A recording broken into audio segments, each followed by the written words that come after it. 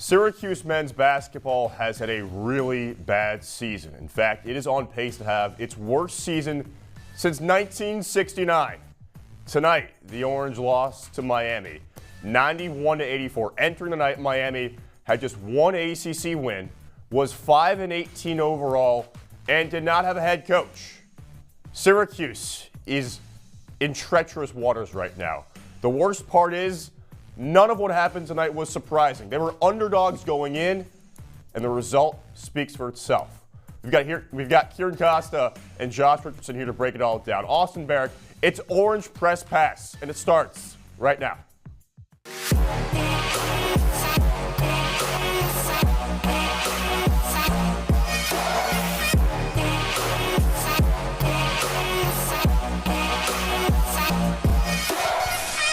Hello, welcome to the CitrusTV studios for what should be a doozy Orange Press Pass. Austin Barach here, Kiran, Costa, Josh Richardson.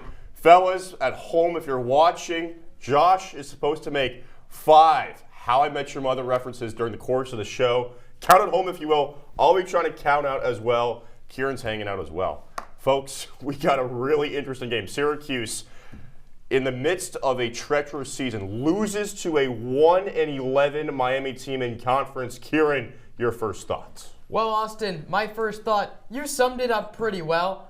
I'm just going to say the words in one sentence that you've been saying the whole open.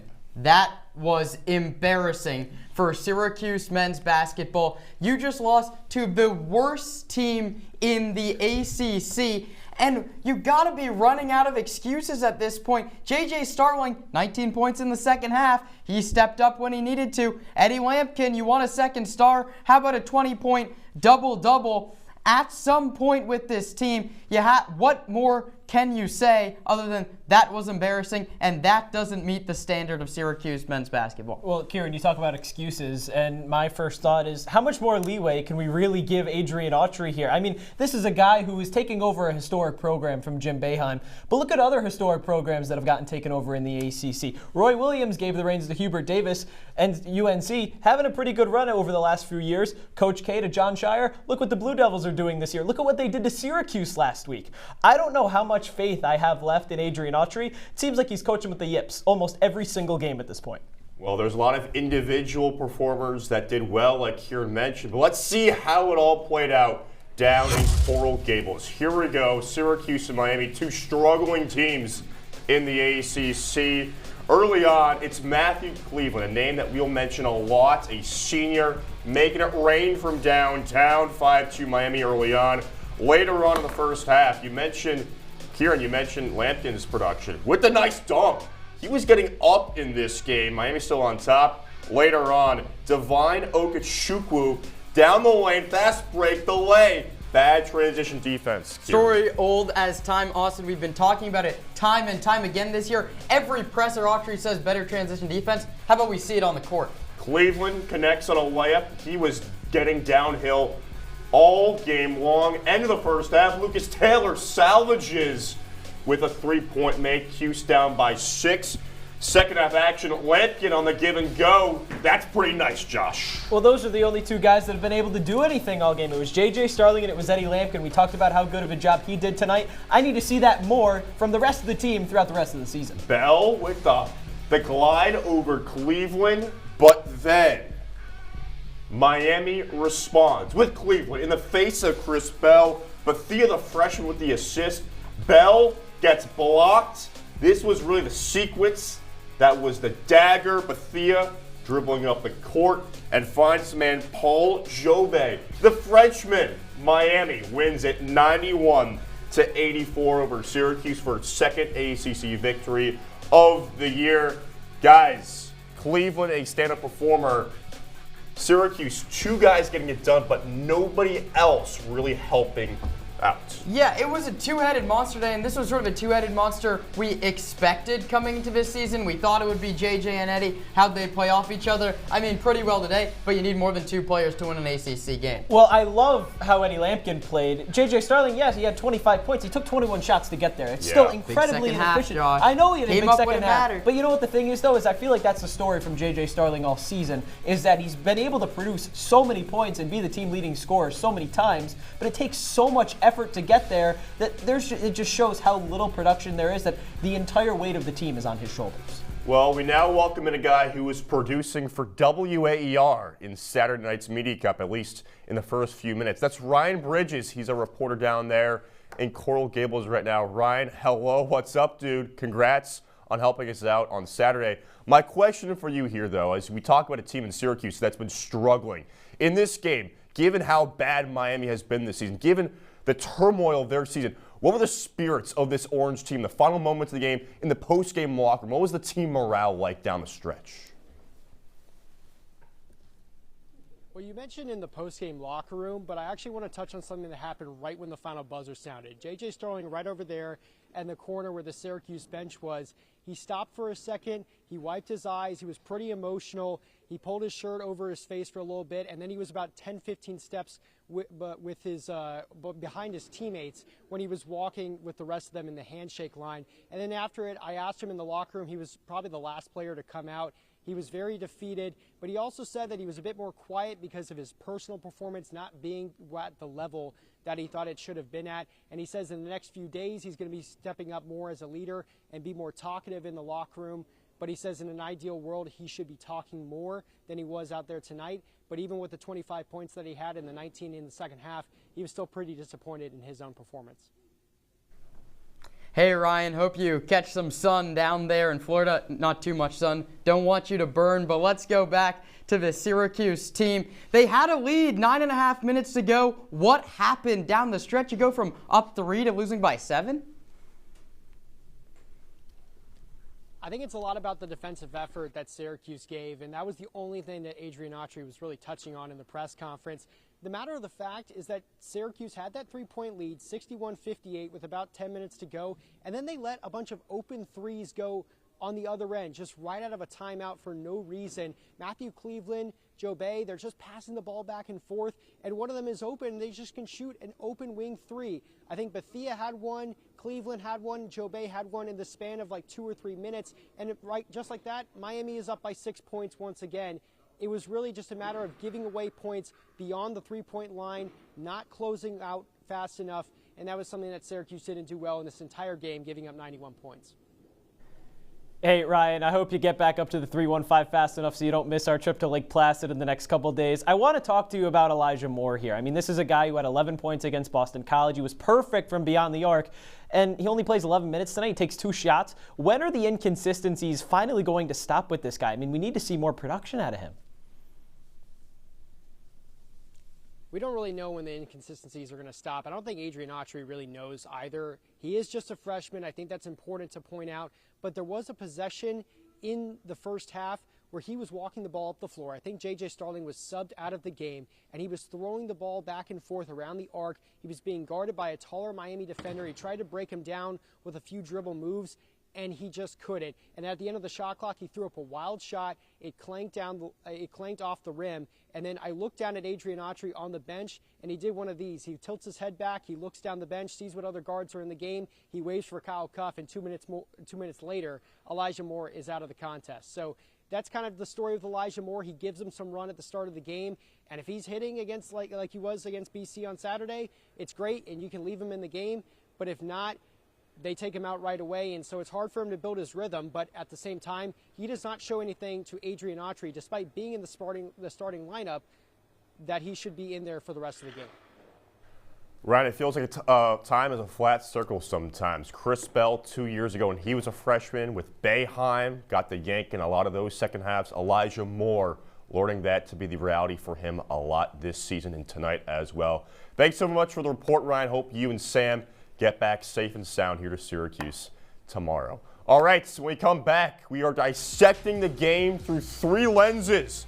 Defense, Matthew Cleveland, and Eddie Lampkin. We got more thoughts on this Syracuse loss.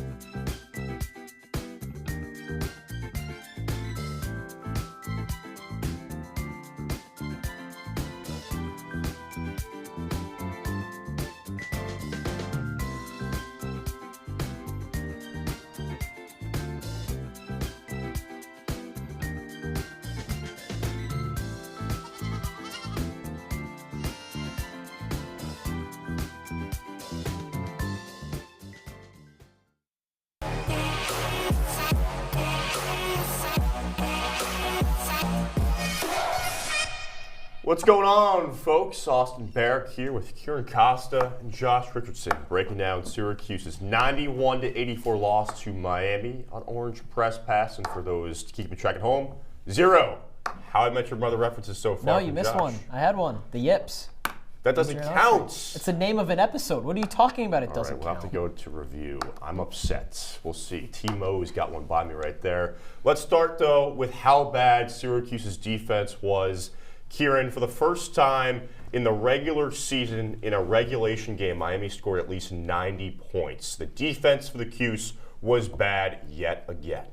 Yeah, Austin, I think the defense has been pretty bad all season. It's just been covered up by the offense being even worse. I mean, the offense is the sexy part of the game. That's what people want to talk about, your stars not scoring. I mean, when your stars aren't scoring, you have to defend, and Syracuse did not do that at all. Miami's averaging 75 points per game this season. They went up 91, Josh. Well, this is the era of college basketball, and really all basketball, where a lot of damage that teams do is going to come from beyond the three-point line. Miami shot 50% from three in today's game. Syracuse allowed 4 offensive rebounds, just 4. It's not a whole lot. But those 4 offensive rebounds turned into 12 points. That means every single offensive rebound that the Canes grabbed turned into a 3-pointer. No one on this team has really any sort of length, mobility, or real defensive IQ. I mean, I love Eddie Lampkin, but he's a paint defender. There needs to be an intervention on the court for Syracuse for the defense. Good. It has to be there. Everybody needs to come together and realize, hey, we need to do this a lot better than we have. Intervention, reference number 2, the Yips number 1. I get that now, and Barney Stinson struck out the bar. It reminds me of Matthew Cleveland, his 2-point performance at Duke about 8 games ago. But since then, guys, he's had 7 straight 20-plus point games. Tonight had 32, Josh. Well, he had 32. He only missed 3 shots. He went 10 of 13 from the field. I mean, this is a guy, he had a career day, and I mean career day. I mean, 32 points is a career high. 5 assists is tied for a career high, and 3 steals is a season high. I mean, this is a guy who is doing everything that Miami needs him to do. And my question, we'll go back to the Syracuse defense here for a second. He's a 6'7" guard. Who is stopping him for Syracuse? He's a matchup They tried nightmare. Chris Bell for a little bit, but that didn't really work. I mean, is this guy just a Syracuse killer? I know it was overshadowed by a buzzer beater when these teams played last year. He had a double-double in that one as well. And consistency is the key with him. He shot 5 for 6 in the first half, 5 for 7 in the second half. We talked about J.J. Starling a little bit. 6 in the first half, 19 in the second half. Maybe Syracuse has a chance in this game if J.J. goes 12 and 12. You need consistency from your stars. And the thing with Matthew Cleveland that I saw, I mean, you look at the scoring, those 5 assists were huge. 2 of them came in that second half, late in that second half when Miami was making a run. He found Jalil Bethea for a big 3. He was sharing the rock. He was scoring it when he had it. He was doing everything this team needed down the stretch. Cleveland was filling it up inside, outside of the free throw line as well. As for Syracuse, Eddie Lampkin was the guy to try to counter what Cleveland was doing, and inside presence was also a facilitator for much of this game. He put up a tremendous stat line. 22 points, 13 rebounds, and 6 assists. And I got to tell you, Kiran, he was looking pretty spry out there as well. I was on this show after Syracuse lost to Duke last week, and I was very, very tough on Eddie Lampkin. And I said, where's the guy that took over March Madness last year? Well, he showed up today, Josh. This is what Syracuse imagined when they brought him in from Colorado. He was doing it all on the boards. He was getting to the free throw line. That's what people have implored him to do all season. You're the biggest body on the floor. Get up, get contact. He converted at the line too. He had all 6 of his shots from the charity stripe. This is the second guy on the team that we wanted with J.J. Starling all year. Maybe a little too late from Eddie Lampkin. I mean, Kiran, you're taking the words right out of my mouth. I mean, watching this game and looking at the box score afterward, the first thing that I wrote down was, this is the guy SU thought that it was getting coming out of Colorado. He's been great on the glass all year, but offensively, he has struggled a little bit, producing, about 10 to, 15 points per game. And the issue is, everybody has said all season, JJ has no help. He finally showed that JJ does have help today, but nobody else does. The dream for Syracuse is that everybody else can show up. I mean, that's the dream, right? Is that more than JJ Starling and Eddie Lampkin both show up. And big one here, Lynn Kidd, one of the better centers in the ACC. It was all Eddie down low. Look at that, 66% from the field. That's what we need day in, day out from Eddie Lampkin. But again, Josh, it's the end of the season. I think the hole's too deep to dig out of.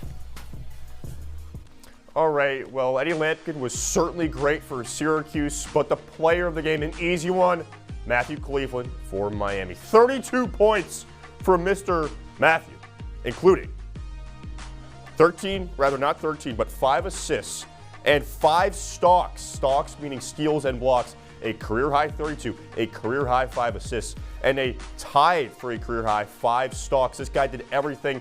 He had NBA scouts in attendance for this game, filling it up all over the place. A transfer from Florida State a couple of seasons ago. A guy who some thought questioned whether he wants to win or not, whether he can win. Certainly the winning hasn't come from Miami this season with Cleveland as their best player, but he showed up in a big way today. He had, again, 20 points now in 7 straight games, getting it done all over the court. A great slasher, a great driver, a nonchalant hooper, if you will, as well. Matthew Cleveland, the easy star of the show, a guy who just played effortless all game long. All right, enough of that, enough of Cleveland. After the break here, we're talking big picture. We're getting into it. Is this the lowest it's been for Syracuse in some time? We got answers on Orange Press Pass.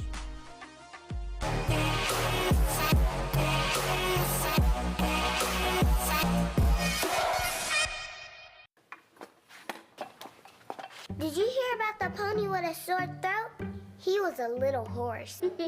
Can I tell you a cat joke? Just kidding. Why couldn't the Wait. Why was the basketball court all wet? Why? Because the players kept dribbling all over it. Where did cats go on vacation? New York.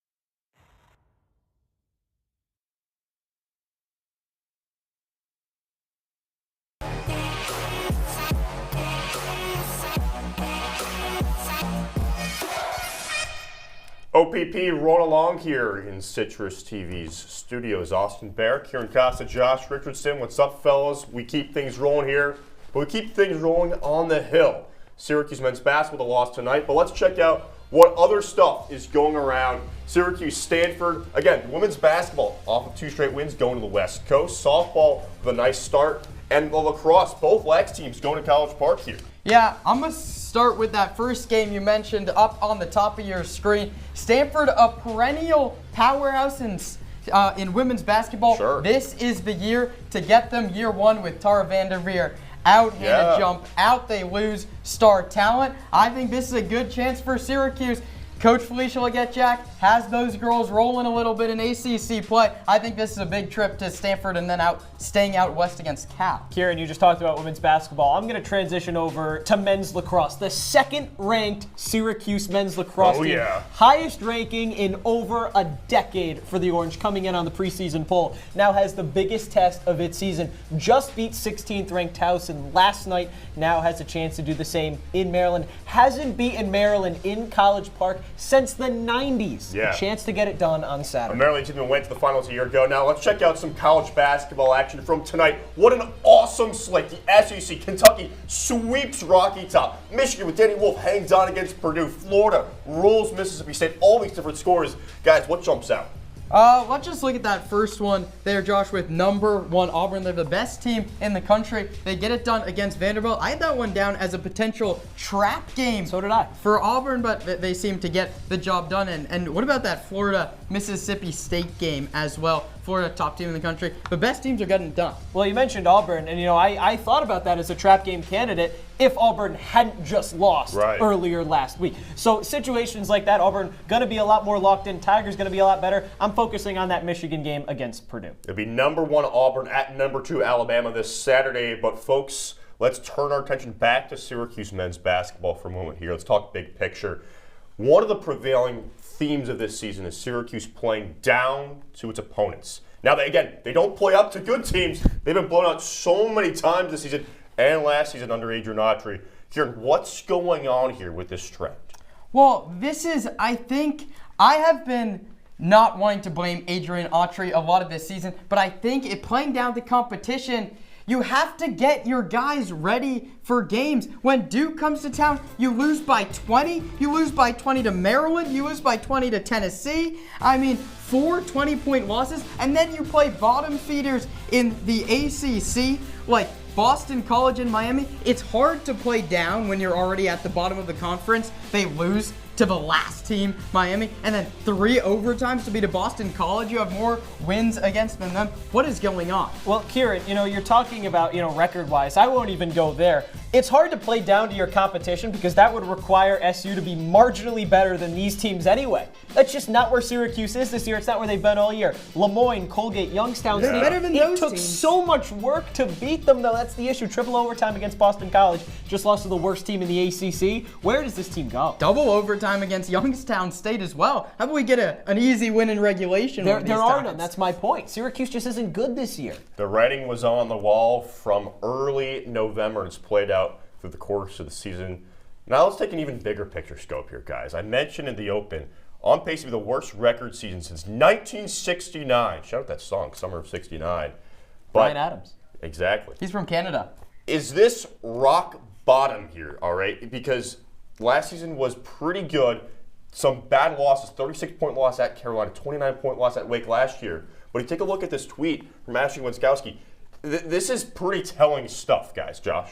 Yeah, I mean, it's hard for me to really say that this is rock bottom. I think rock bottom was when Syracuse was going into the new year under 500 for the first time in 50-plus years. That's what rock bottom looks like to me, is because we talked about the writing on the wall. We've seen this for a few months now. I mean, this is like Syracuse.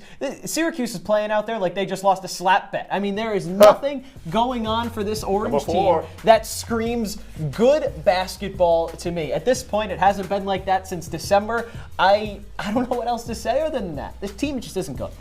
Well, here's the problem, Josh. I actually agree with you.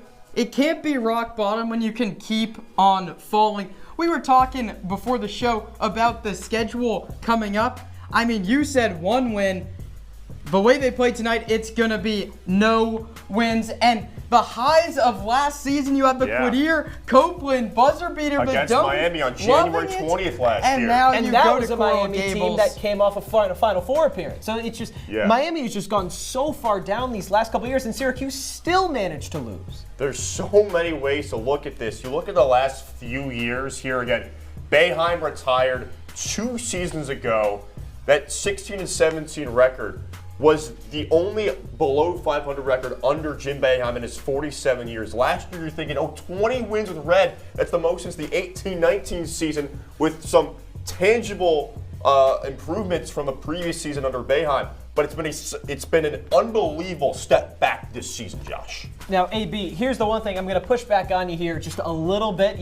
We're talking about, we're seeing that under 500 season in 2021 and 2022. I would argue that Syracuse easily, or not easily, but very well could have made the postseason. Buddy Boeheim doesn't give a nice little elbow there to Florida State. I mean, that was a team that almost beat Duke in the ACC tournament without Buddy Boeheim. So they beat Florida State by 40 and Boeheim, got it, and then got suspended for the next game, had to play Duke without him, and then Paolo Banchero just took over the game. Yeah, trips down memory lane, always a fun time. But as you look forward here on the rest of OPP, we'll take a trip around the ACC standings. We'll take a look into lacrosse. A lot of fun stuff as we close out Orange Press Pass here on a Tuesday night.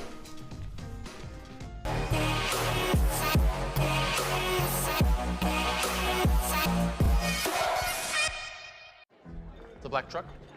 Hey, Christina from accounting. Yeah, hi. Hey, I used to date a girl named Christina. Oh, really? Yeah, and then she dumped me for my best friend. You want to see some photos of them that I took? I don't. I thought we talked about this, buddy. Buzz and overshared again? Yeah. Yeah. I'm gonna call a car. That's a smart idea. So, yeah, I know, that's why I did it. Hey, you're gonna get back to the top of the mountain. Does that mean I'm gonna get back with Christina? No. Oh. No.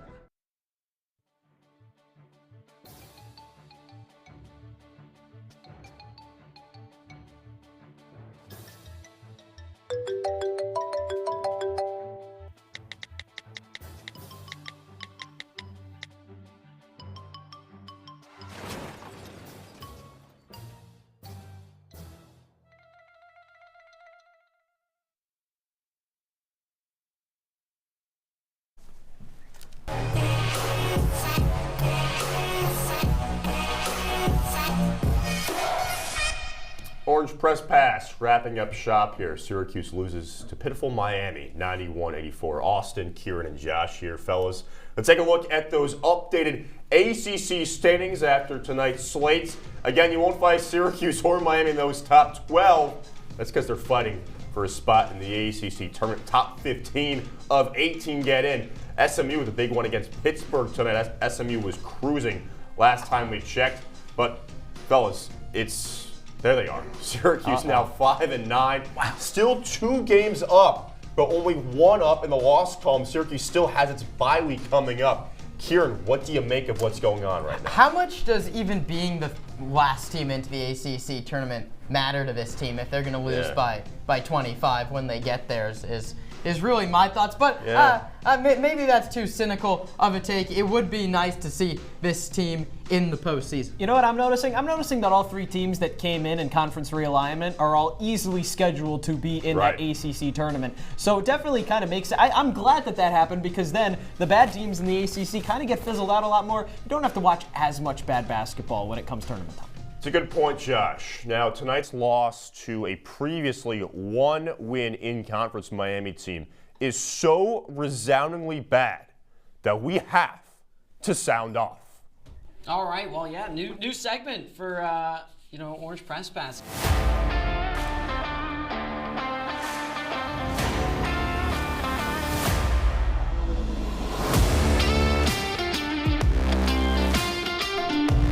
This year, Syracuse men's basketball team is not deep enough to contend in the ACC. They're not deserving of playing in a power conference the way they've played this season. And the excuses can stack up all season long. JJ doesn't have any help. How about 22 from Eddie Lampkin and a double-double, and Chris Bell 12 off the bench, 9 of those coming in the first half? Well, you have Donnie Freeman injured. Then build a deeper team. You have to be able to sustain injuries, and this team just is not built for tournament success, and clearly they're not even built for regular season success the way they played tonight. I'm gonna make this really easy. There's nothing. Wave the white flag. We'll see you next year. Jeez. Syracuse this season, it hasn't been good. It's gotten even worse as the season's gone on. Donnie Freeman gets ruled out for the year. Hasn't played since the beginning of the year, the end of last season, or the end of last year. And the thing is with that is getting day to day, dragging Syracuse along every single time. Maybe there's a chance. There's no chance. And now the season is completely off the hinges. This is like a situation where, Austin, you know the phrase, nothing good ever happens after 2 a.m.? Yes. Nothing good happens when Syracuse takes the floor. And this is the point. We'll see what happens next year, and maybe SU can kind of bounce back moving forward. It's a pretty awesome 5th reference out of Josh right there. Now let's move ahead to a busy Saturday slate here. We got 2 games, 2 OVPs. Lacrosse goes to College Park, a top 5 tilt there. Syracuse, Maryland, and then it's Syracuse, North Carolina in the Dome. And men's basketball, again, the Orange upset the Tar Heels in the Dome last year. Kiran, first thoughts on this doubleheader? I mean, work to do for both of the teams. You have to be a lot more excited for Syracuse men's lacrosse. They looked great against Towson on Monday. All right, for Josh Richardson, Kiran Costa, and everybody involved in the production of tonight's show here on Orange Press Pass, thank you so much. Great references from Josh. I'm just Austin Barach. Hopefully this was as fun as McLaren. See you later.